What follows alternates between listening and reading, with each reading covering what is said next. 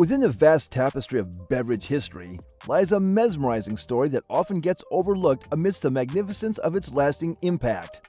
Imagine the tale of Coca-Cola, not as the product of a renowned inventor in a lab, but as the hushed creation of a soldier teetering on the edge of life. Behold the timeless tale that reverberates across the ages, a story crafted with elements of strength, resourcefulness, and a hint of artistic liberty. Let's move on a journey as we explore the captivating tale of how a soldier on the brink of death supposedly brought forth the creation of one of the most renowned beverages in the world, Coca-Cola. Back in May 1886, the world witnessed the birth of Coca-Cola, thanks to the brilliant mind of Dr. John Pemberton, a pharmacist hailing from the vibrant city of Atlanta, Georgia. As per the Coca-Cola Company, Pemberton crafted the syrup for the renowned beverage, which was tasted at the nearby Jacob's Pharmacy and hailed as excellent. A delightful concoction was born when the syrup and carbonated water joined forces, resulting in a beverage that was both scrumptious and invigorating. In his backyard, Pemberton crafted the legendary Coca-Cola formula using a three-legged brass kettle. It was Pemberton's bookkeeper, Frank Robinson, who came up with the name Coca-Cola. With the inclusion of coca leaf extract and caffeine from the kola nut, the syrup recipe effortlessly gave birth to the name Coca-Cola. However, Robinson, renowned for his impeccable penmanship, believed that incorporating two C's in the name would create a captivating visual impact in advertising. And so, Cola, with a K, transformed into Cola, with a C, giving birth to the brand name. Robinson is often recognized for his contribution in designing the initial scripted version of the Coca-Cola logo, which features the iconic flowing letters we know today.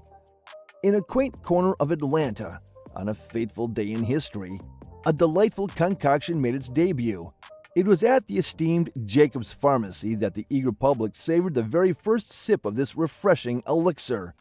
The date was May 8, 1886, forever etched in the annals of time. On a daily basis, approximately 9 servings of the soft drink were being sold. The sales for that initial year amounted to roughly $50. In its inaugural year, the business faced a disappointing outcome.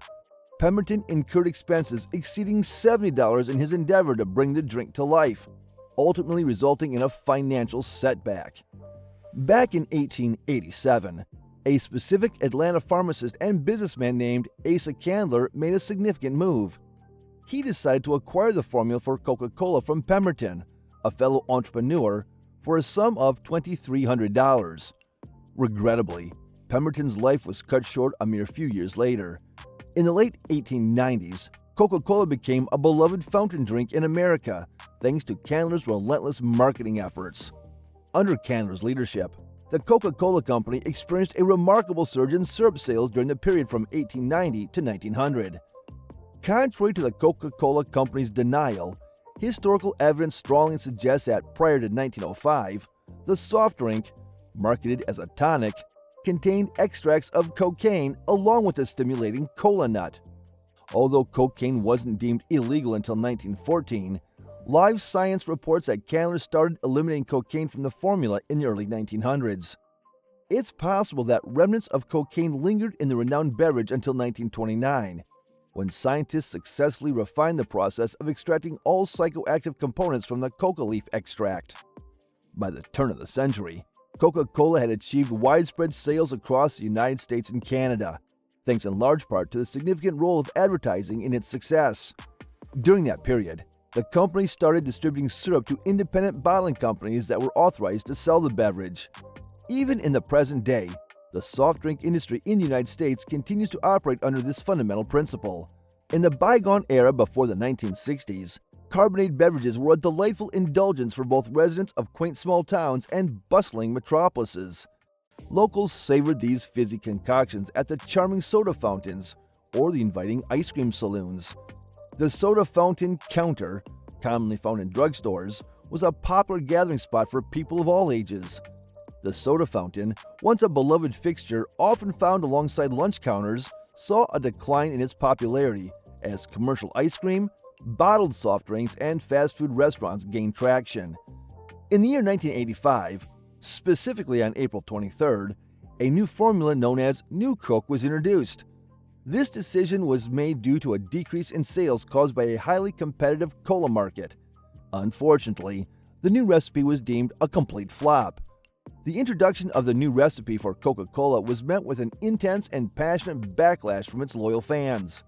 The negative response was so fierce that within a mere 3 months, the beloved original cola, which had won over the hearts and taste buds of the public, made a triumphant comeback. With a fresh new look, Coca-Cola Classic brings back the original cola taste that everyone knows and loves. Despite its initial failure, New Coke persisted on store shelves and underwent a rebranding as Coke 2 in 1992. However, it ultimately met its demise in 2002 when it was finally discontinued. In 2017, Coca-Cola emerged as a publicly traded Fortune 500 company, boasting an impressive annual revenue of over $41.3 billion. The company boasts an outstanding workforce of 146,200 employees, ensuring the smooth production and distribution of its products. With a staggering rate of over 1 billion drinks consumed daily, it's clear that their products have become a staple in the lives of many. In 1969, the Coca-Cola Company and its advertising agency, McMahon Erickson, decided to bid farewell to their beloved Things Go Better with Coke campaign. They introduced a new campaign that revolved around the catchy slogan, "It's the real thing." Starting with a catchy tune, the fresh campaign showcased an advertisement that quickly became a fan favorite. The creation of the song, "I'd Like to Buy the World of Coke," can be attributed to Bill Backer, who served as the creative director at Coca-Cola.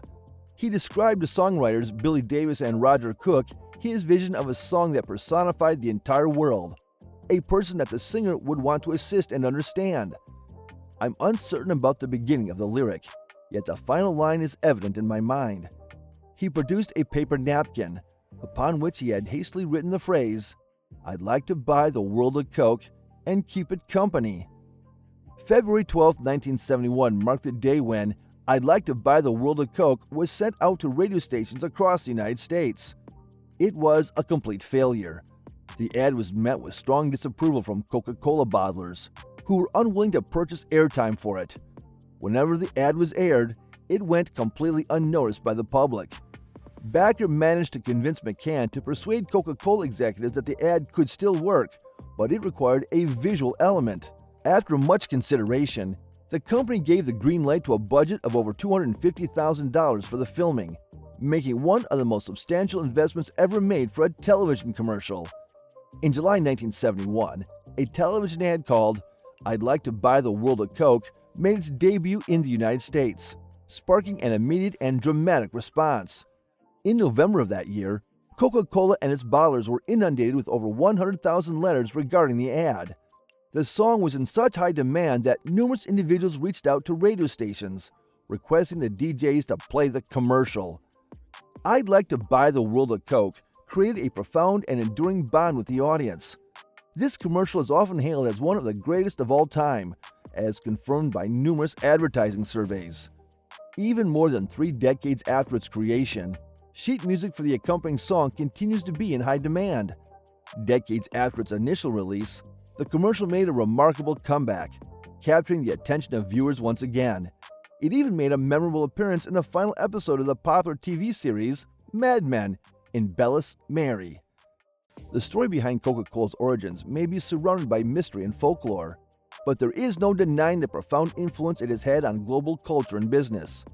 Tracing its origins back to a simple backyard kettle, Coca-Cola's remarkable journey embodies the indomitable spirit of human creativity and the captivating allure of a well-told tale.